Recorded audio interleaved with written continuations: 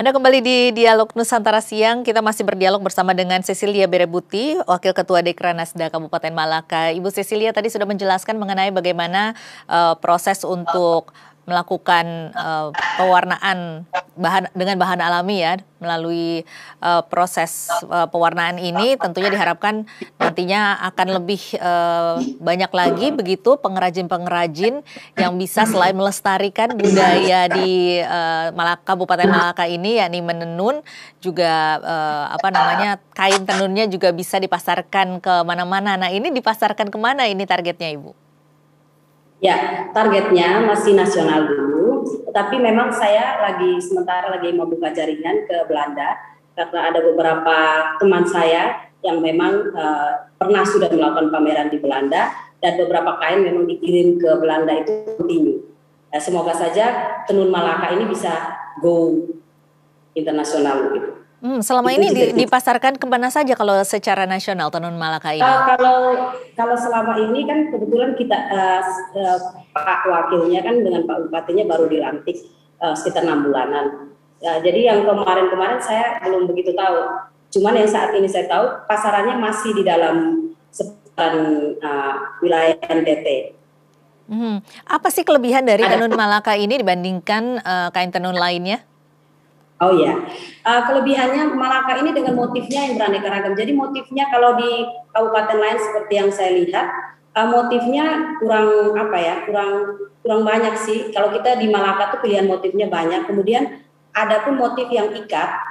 Kalau motif ikat kita punya nilai sejarahnya, ada ceritanya, ada filosofinya dari kain itu. Apa itu filosofinya? Jadi setiap orang yang mau beli selalu saya ceritakan. Jadi ini kalau yang saya pakai motif biasa, tetapi motif yang namanya kalau kita di sini bilang putus atau tenun ikat, yang diikat dulu, kemudian yang diikat kita warnain, nanti yang putihnya itu ke warna, yang diikat enggak. Jadi dibuka nanti dia berbentuk motif. Jadi ikatannya tuh sudah diikat sesuai motif apa yang kita mau tenun gitu. Ini sebenarnya seperti kalau di luar negeri atau kalau seperti tren masa kini itu seperti tie-dye begitu mungkin ya Bu ya? Ya. Saya lihat beberapa video di YouTube juga ada sih, tetapi itu kain ya, kain yang diikat-ikat kemudian dicelupin ke pewarnaan alam, ya dari kulit bawang, dari ampas kopi, dari kulit alpukat ya. Saya sempat lihat beberapa video. Nah, tetapi punya kita tuh masih benang, jadi bukan dalam bentuk kain, benang. Nah, ini rencananya selain ke Belanda akan dipasarkan kemana lagi dan bagaimana strategi penjualannya nanti? Ya, mungkin selain Belanda kita masih cari lagi jaringan-jaringan lain. Sementara saya berupaya dengan tim saya untuk jika ada setelah masa pandemi ini berakhir, saya maunya secepatnya pandemi ini berakhir biar ada pameran-pameran di mana kita diundang. Beberapa waktu lalu dari diaspora memang sempat mengundang kita, tetapi karena masa pandemi jadi ditunda. Nah, itu usulannya itu kayaknya ke Italia, tapi memang masih ditunda karena masa pandemi ini. Iya, memang selama ini kekurangannya adalah mereka tuh kurang terkoordinasi, kemudian juga kurang terfasilitasi begitu ya untuk bisa melakukan pemasaran ke daerah lain. Nah, ini selama ini berapa banyak pemasukan yang mereka dapatkan dan nantinya targetnya akan diharapkan dapat berapa?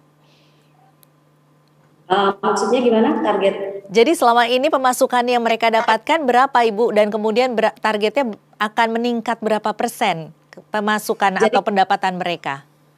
Jadi gini, pendapatan mereka kan naik turun karena tergantung kalau misalnya kainnya tidak laku ya berarti tidak ada pemasukan, jadi kain itu disimpan aja. Nunggu misalnya ada tamu dari luar kabupaten atau ada kunjungan baru kainnya dibeli oleh mungkin dinas atau dari pemerintah untuk pakai pengalungan dan lain-lain. Tetapi untuk penjualan seperti biasa hari-hari lebih ke masyarakat kembali ya, mungkin ya kayak misalnya ibu-ibu yang anaknya mau sekolah ini, saya nggak punya duit nih, minta tolong ke mungkin ya kepala dinas atau siapalah yang mungkin dirasa mampu untuk membantu dia, dikasihkan kainnya untuk dijual gitu. Dalam 1 bulan biasanya satu pengrajin ini bisa berhasil menjual berapa kain tenun, Bu? Kalau satu penjual biasanya sampai 2-3. satu bulan 2 sampai 3 kain. Karena dalam satu bulan itu hanya bisa menghasilkan kain sekitar 2 sampai 3. Kalau memang dia continuous hari-harinya hanya menenun bisa dapat sampai 3 kain. Tetapi kalau memang diselingi dengan pekerjaan lain mungkin hanya bisa 2 kain. Nah, ini dengan pelatihan dan pembinaan yang dilakukan oleh Ibu dan kawan-kawan ini dari Dekranasda, apa yang diharapkan dalam satu pengrajin ini bisa menghasilkan peningkatan berapa kain dan diharapkan mendapatkan pendapatan peningkatannya berapa persen? Ya, saya inginnya begini, masyarakat lebih menjadikan menenun ini sebagai mata pencaharian. Jadi jangan hanya sambilan, hanya buat iseng-iseng, jangan. Jadi jadikan ini suatu mata pencaharian, karena itu proses pengerjaan harus continue. Jadi mungkin dipatok nih satu hari kerjanya berapa jam. Misalnya orang di kantor biasanya 8 jam kerja. Ya kalau memang merasa capek 6 jam lah. Jadi 6 jam tiap hari kan terkontinu, teratur, terjadwal waktunya. Jadi 6 jam.